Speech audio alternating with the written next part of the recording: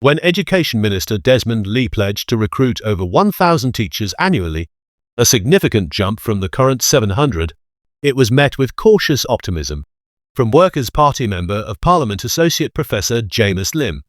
In a Facebook post on 12 July 2025, Lim welcomed the move as a potentially positive step, provided it truly eases teachers' workloads and enhances foundational learning for young students.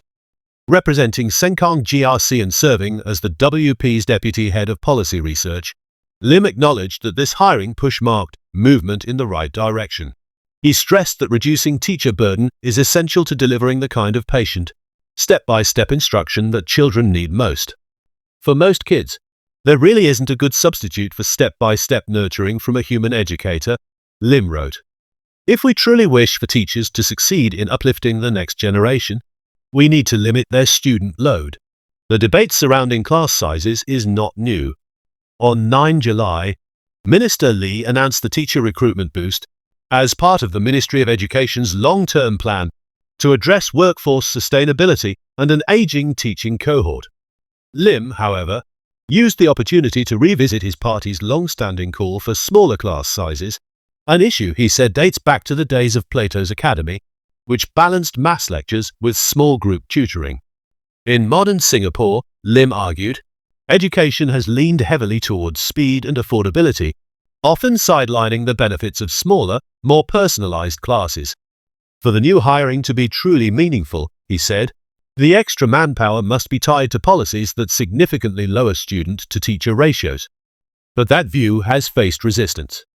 Former Education Minister Chan Chun-sing had pushed back repeatedly against WP's calls to shrink class sizes, cautioning that such a move could jeopardize teacher quality. In Parliament in September 2024, Chan warned that expanding the teacher workforce without constraints risked lowering recruitment standards. He reiterated in a January 2025 interview that quality, not quantity, remained the key to strong learning outcomes. Meanwhile, MOE data reveals the challenge. The teaching force shrank from 33,378 in 2016 to 30,396 in 2023, while the student-to-teacher ratio in primary schools improved slightly, from 16.5 in 2014 to 15.2 in 2023. Lim argued that far more aggressive steps are needed to effect real change. Beyond numbers, Lim warned against the growing reliance on technology, particularly artificial intelligence, to solve what he calls the trilemma of scale, speed, and affordability.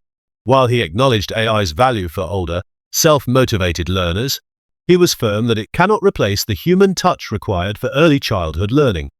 Anyone who's had a young child knows that we need a boatload of gentle handholding, patient explanation, varied angles, and outright coercion to get our kids to pick up new ideas at an early age, he wrote. When we're teaching young children, we're not imparting cutting-edge knowledge. We're building core skills that shape future learning. To this point, Lim turned to ancient Chinese philosophy, Confucius and Lao Tzu, who viewed the teacher not as a forceful transmitter of knowledge, but as a patient guide. The teacher appears when the student is ready, Lim quoted, adding that teaching must remain a fundamentally human endeavor.